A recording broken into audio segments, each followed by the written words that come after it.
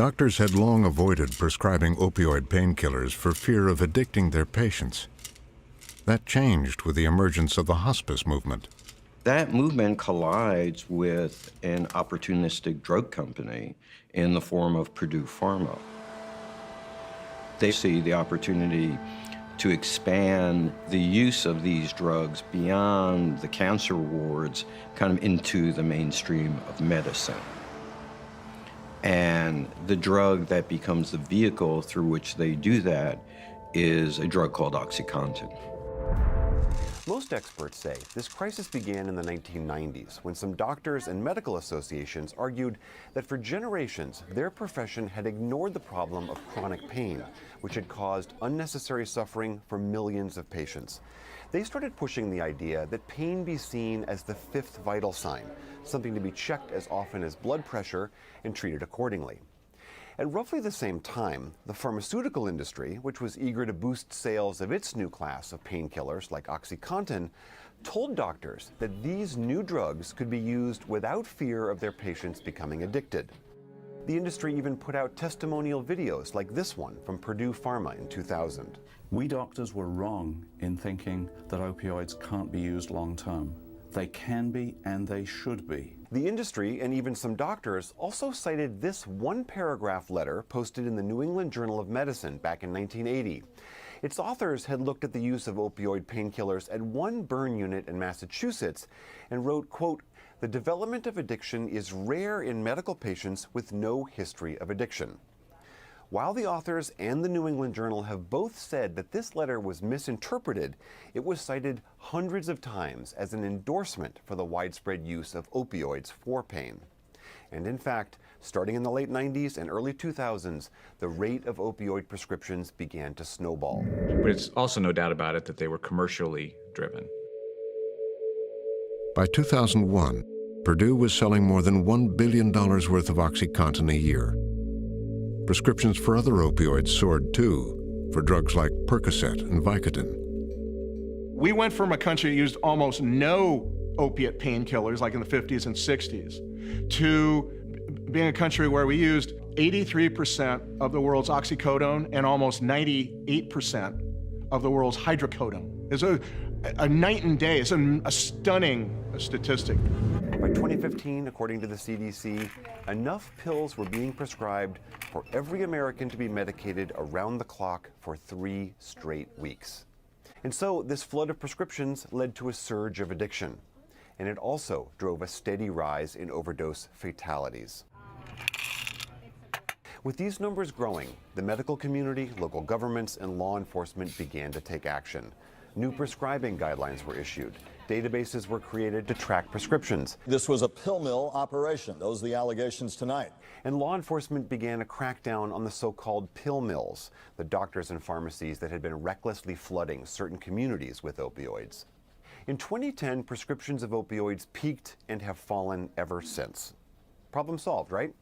Not so fast. In 2015, there were still 3 times as many opioid prescriptions being written as there were in 1999.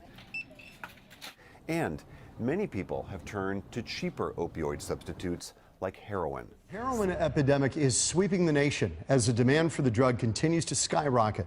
Earlier today, Governor Doug Ducey joined Arizona Senators John McCain and Jeff Flake at the state capitol to discuss how to decrease demand and cut off supply from Mexico. Dr. Stephen Mattson, many young heroin users start with opiate painkillers like Vicodin and Percocet, whether prescribed, stolen, or bought on the streets. But pain pills are expensive, pushing teens to seek out a cheaper alternative with a similar high. So they moved to the heroin, which is still relatively cheap, about $10 a dose, compared to like $50 or $60 for a prescription drug. Almost everyone that we are seeing who comes into the exchange right now, almost everyone is saying they're injecting heroin. Heroin. Heroin. Heroin. What are you injecting? Heroin or crack, whatever. Like we're seeing right now. Last year alone, the Centers for Disease Control estimates that approximately 52,000 people died in the United States as a result of a drug overdose. Prescription opioids and heroin were responsible for the majority of those deaths. Heroin use is huge right now with drug users. It's really available and it's really inexpensive. Today is about $30 cheaper than it was about 5 years ago. You can get very high on heroin much cheaper than you could get drunk on booze. Different programs, trying to get off of it, been to jail, all that. See, when you go to jail, most people, that's why they in jail. It's not because they want. You get arrested for buying or You for get arrested for doing things possession. to get it. Theft. Of course, because you got to get the money. Right, to get the money. So by all my cases are theft cases. And on your sides, Jay Warren is in Hamilton with the concern from first responders. Jay. Yes, that's right. Well, the Butler County Coroner's Office here has some sobering statistics as it relates to the overdose deaths. Not just heroin, which are up, by the way, but the amount of times that meth is found in the system of those people, that number has doubled.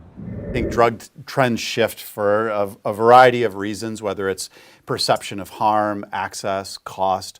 One of the things that we've seen, if we look historically, is oftentimes after there's been an epidemic of opiate use, it's been followed by a big problem with stimulants. We saw it in the 70s with heroin and then cocaine in the 80s. And of course, now we have a huge opioid problem in this country. But over the last several years, crystal meth has once again become a huge problem for us. From opioids to meth, after millions of dollars have been poured into the opioid epidemic, now some addicts are going to a drug they've never used before. NBC4's Sean Lanier has more now on what people are seeing and why this switch is being made, Sean.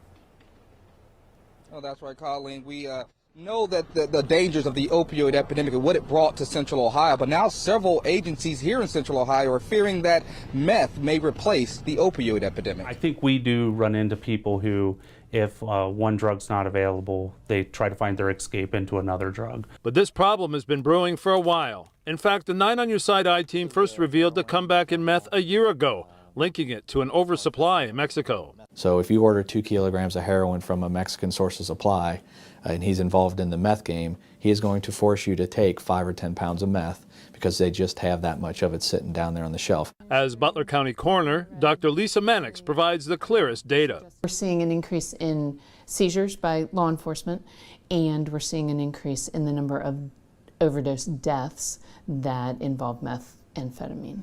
In Butler County in 2016, there were 192 overdoses, and 17 people had meth in their system. So far this year, there are 178 overdoses, and 30 people have had meth in their system. Now, one first responder I spoke to said that out here on the street, there's a mistaken belief that if you mix the meth with the heroin, you can avoid overdosing. That is totally false. People have switched over to meth, and so we've seen an increase in meth usage. The executive director of South Central Ohio Job and Family Services told me he's seen an increase in meth usage by some of his clients. Several other Central Ohio agencies also say it's true. It's not going away, and it's not getting better. We say that we are in an epidemic of opioid addiction. But really, we're in an epidemic of addiction, of which opioid addiction is the most tragic. And we have to just be aware that there's one more problem out there.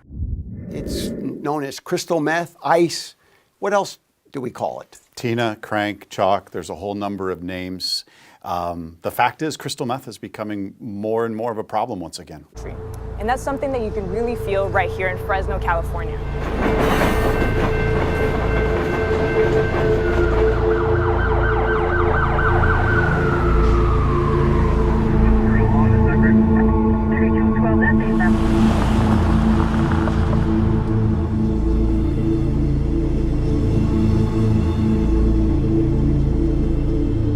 When I was young, this didn't exist. Meth is so cheap, it's everywhere now. It doesn't matter who has it. But like, what are we looking at right now? Every one of those people are on heroin or meth or both. Fresno has been a traditional place for a lot of methamphetamine over the years. What are the faces you see? Mostly Hispanic. Never been a worse drug. It truly impacted us because we started dealing with Mexican drug cartel traffickers. That started the epidemic. On a typical Saturday, how many syringes do you see? 21,000. I have personally seen a higher rate of Latinos infected by this drug. A lot of us always say meth must be a hell of a drug because people give up everything for it. What a health emergency, and they're not addressing that. Their war on drugs didn't work. Here we are. This is the front line. You want to talk about something crazy? The laws on meth. Have you seen this get worse over the years? Oh, no, it's worse in other places. This is nothing. Right here, I mean, you should be some other places than this. There's way worse. When people think about Fresno, it sounds like a lot of people think of it as the meth capital of the world. It is because it's Central California, and Mexico's right there. The fact that we're so close to the border, right, that the I-5 runs through the state. Absolutely. You think that's correlated Oh, to? absolutely. It's just like, okay, there would be no Africa if there wasn't a Nile. Right? The Nile River is what brings life to that part of do you understand what I'm saying? Yeah. So Fresno brings life to meth. Yes, absolutely. Good way of putting it. Hell It's like yeah, absolutely. It's like a umbilical cord to meth, a mainline vein to meth. Fresno has long been experiencing a meth epidemic, and it's no coincidence. Located in the Central Valley, Fresno's a hub for many major highways and is surrounded by vast farmlands, making it an ideal location for meth manufacturing during the 1990s. However, most meth is now coming from Mexico. Over the years, Fresno has seen an increasing number of Latinx immigrants and migrant farm workers. Today, methamphetamine is the #1 threat for the Central Valley Drug Task Force. And because Latinos make up half of Fresno's population, they're also being affected by this epidemic. An all-volunteer program that's been active in Fresno for the last 24 years. So this space is more than just a really cool-looking 1960s retro bus. This is actually Fresno's free needle exchange program, an initiative that swaps old syringes for new sterile ones. And it's also a place where you can see where a lot of meth and heroin users come just to take care of their most basic healthcare needs. While meth is usually smoked, some users also snort or inject the drug intravenously. Many of the issues the clinic treats are side effects from syringe usage. The line starts here. We have the syringe collection. So they dump their used ones in here? Yeah, they dump the used ones on top. They get dumped into the container here. Uh-huh. Then we hand out the new syringes. On a typical Saturday, how many people come in here? Today, we saw 149 people. Wow. And we did about 21,000 today. So it was a little bit busier. 21,000 syringes. Yeah, in 2 hours. The statistics for Fresno shows that we have some of the highest rates of injection drug use in the nation. Something like 173 injection drug users per 10,000, which is double the national average. Why is it important to have this type of program in the city specifically? Mainly to address the rapid amounts of HIV, Hep C, abscesses. If we weren't here, like one abscess is going to cost at least $10,000, $15,000 in the emergency room. Out here, they're getting it for free. Hello. Hi, sir. How are you? Oh, fine. Is this pretty common, Doc, to see something like this? Yeah. Are you Latino? Yeah. Would you say a lot of people in the Latino community here are using meth? Yes.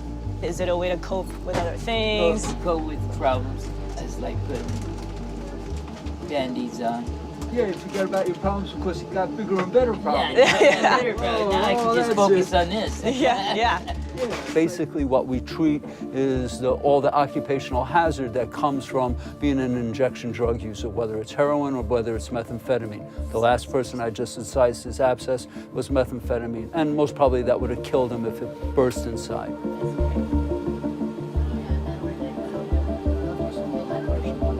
And you sit here, right, for almost every Saturday. What are the faces you see? It's a full spectrum, mostly Hispanic.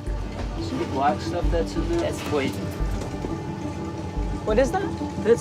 It comes from the cutter that they cut it with, and that it just never dissolves in the body. So this is picking up the work of the cartel, because not having quality control, and because our government doesn't have the albondigas to stand up to cartels to control the industry. Their war on drugs didn't work. Here we are. This is the front line.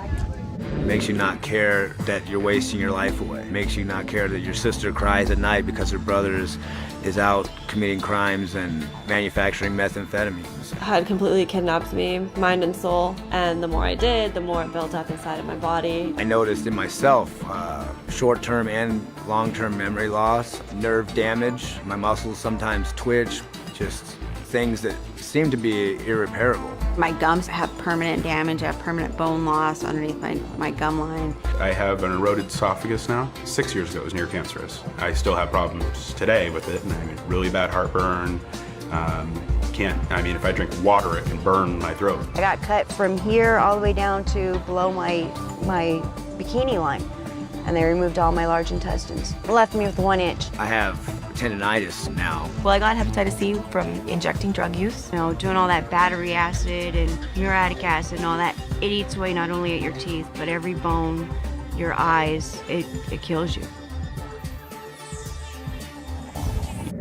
By almost any measure, this is the biggest drug epidemic in American history.